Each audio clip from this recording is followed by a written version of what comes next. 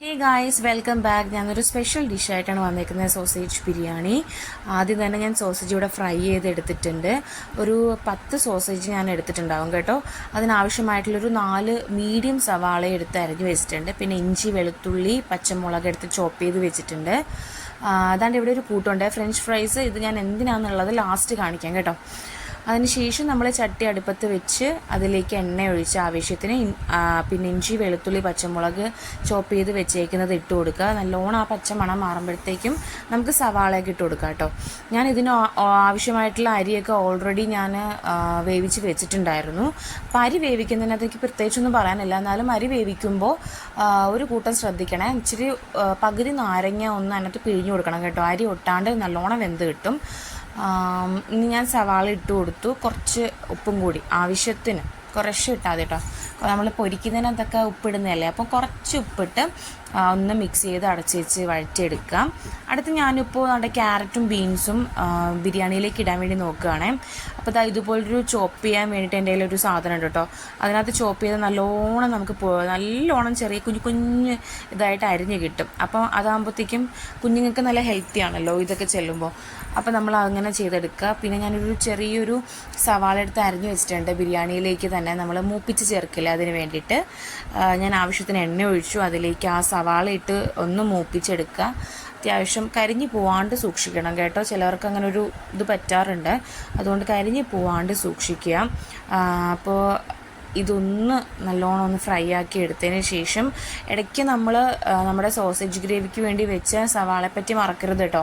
ഇടയ്ക്കൊന്ന് അത് ഇളക്കി ഒന്ന് കൊടുക്കുക. നല്ലോണം വഴഞ്ഞ് കിട്ടിയാൽ മാത്രമേ ഗ്രേവിക്ക് ടേസ്റ്റ് ഉണ്ടാവുള്ളേ.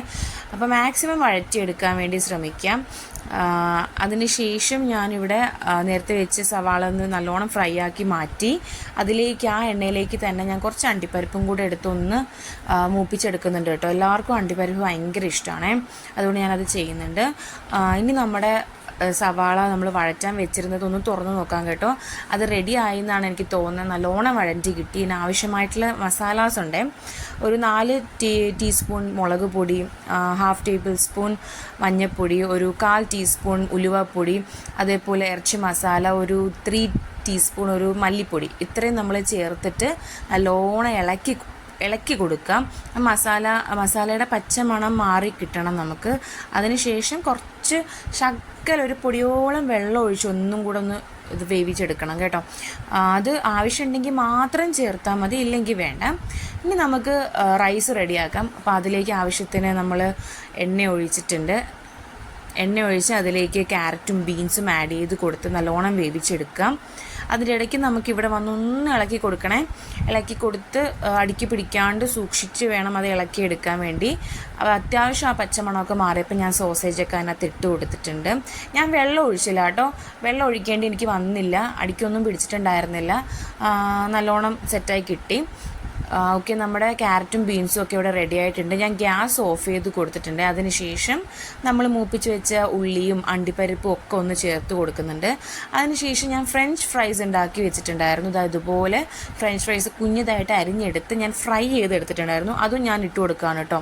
അപ്പോൾ ഞാനിവിടെ 1 ഗ്ലാസ് മാത്രമേ അരി എടുത്തിട്ടുള്ളൂ. അപ്പോൾ അതുകൊണ്ട് തന്നെ ഇതൊക്കെ ഞാൻ അടിയിലാണ് കേട്ടോ ഇടുന്നത്. അപ്പോൾ നമുക്ക് മിക്സ് ചെയ്യാനും കുറേ കൂടെ എളുപ്പമായിരിക്കും.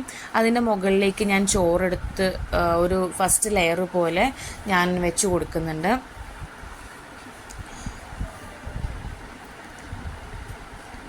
എല്ലാവർക്കും വേണമെങ്കിൽ താഴെ ഇട്ടതെല്ലാം മുകളിൽ തന്നെ ഇടാൻ കേട്ടോ, കുഴപ്പമില്ല. അത് ഓരോരുത്തരുടെ ഇഷ്ടം അനുസരിച്ച് തന്നെ ഇരിക്കും. ഞാൻ പക്ഷേ എനിക്ക് തോന്നി എനിക്ക് കുറേ കൂടെ ഇളക്കാൻ എളുപ്പം അതായതുകൊണ്ട് ഞാൻ അങ്ങനെ ഇട്ടതേ ഉള്ളൂ കേട്ടോ. ഇനിയിപ്പോൾ സോസേജ് ഗ്രേവി ഞാനൊരു ലെയറായിട്ട് തന്നെ ഇട്ട് കൊടുക്കുകയാണ്. ആ ഒരു ലെയർ ഫുൾ സോസേജ് ഗ്രേവി ഞാൻ വെച്ച് കൊടുക്കുന്നുണ്ട്.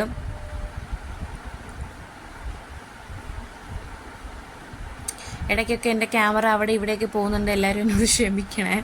ഞാനാണ് ആ വീഡിയോ എടുക്കുന്നത്, അതുകൊണ്ടാണ് അങ്ങനെ. അപ്പോൾ ഞാൻ അടുത്ത ഏറ്റവും മുകളിലത്തെ ലെയർ ചോറും കൂടി ഇട്ട് കൊടുക്കുന്നുണ്ട്. കംപ്ലീറ്റ് ആയിട്ട് ചോറ് വെച്ച് മുകളിലത്തെ ലെയറും കൂടെ നല്ലോണം കവർ ചെയ്തെടുക്കാം.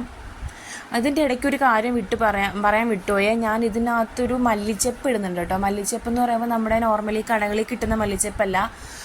എനിക്ക് തോന്നുന്നു അതിനെ കാട്ടുമല്ലിന്നോ മറ്റോ ആണ് പറയണത്. ഇവിടെ വീട്ടിൽ മുറ്റത്ത് പിടിക്കാറുണ്ട്, ഒരു ഇഷ്ടം പോലെ പിടിക്കാറുണ്ട്.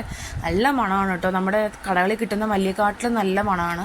നമ്മളതാണ് യൂസ് ചെയ്യുന്നത്.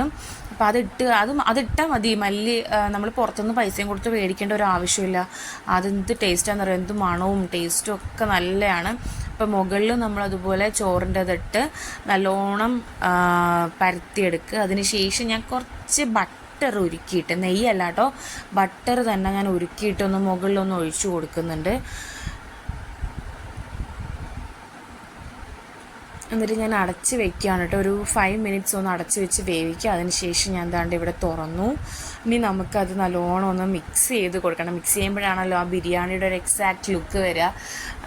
ഏറ്റവും മുകളിൽ ഞാൻ പ്രത്യേകിച്ച് അണ്ടിപ്പരിപ്പൊന്നും ഇട്ടില്ല. എനിക്ക് നേരത്തെ പറഞ്ഞ പോലെ ഞാൻ ഇതേപോലെ ഇളക്കുമ്പോൾ തന്നെ നമുക്ക് എല്ലാം നല്ല മിക്സായി തന്നെ വരും. ഏറ്റവും അടിയിൽ അത് ഇട്ട് കഴിഞ്ഞാൽ നല്ലോണം മിക്സ് ചെയ്തെടുക്കാൻ പറ്റും കേട്ടോ. ഇനിയിപ്പം മാക്സിമം അത് മിക്സ് ചെയ്തെടുത്ത് കഴിഞ്ഞാൽ നമ്മുടെ ബിരിയാണി ഇവിടെ റെഡി ആകും. വളരെ എളുപ്പമാണ് നമുക്ക് ചെയ്യാൻ വേണ്ടിയിട്ട്. ഞാൻ ഇത് ഭയങ്കര ഫാസ്റ്റായിട്ട് പെട്ടെന്ന് തന്നെ ഞാൻ ഉണ്ടാക്കിയൊരു ബിരിയാണി കേട്ടോ. മോനും കൂടെ ഉള്ളതുകൊണ്ട്, പക്ഷെ മോൻ ഭയങ്കരമായിട്ടും ഞാനിത് ഉണ്ടാക്കുമ്പോൾ സഹകരിച്ചിട്ടുണ്ടായിരുന്നു. അതുകൊണ്ട് എനിക്ക് പെട്ടെന്ന് തന്നെ ഉണ്ടാക്കാനും പറ്റി, വീഡിയോയും എടുക്കാൻ പറ്റി. വീഡിയോയിൽ ചെറിയ കുഞ്ഞു കുഞ്ഞു പിഴവുകളൊക്കെ ഉണ്ട്, എന്നാലും എല്ലാവരും എന്നോട് അഡ്ജസ്റ്റ് ചെയ്ത് എല്ലാവരും എന്നെ ഒന്ന് സപ്പോർട്ട് ചെയ്യണം, സബ്സ്ക്രൈബ് ചെയ്യണം, ഷെയർ ചെയ്യണം. അപ്പോൾ നമ്മുടെ ബിരിയാണി ദാണ്ട് ഇവിടെ റെഡിയായി കഴിഞ്ഞിരിക്കുകയാണ് ഗൈസ്. എന്താ ലുക്ക് അല്ലേ!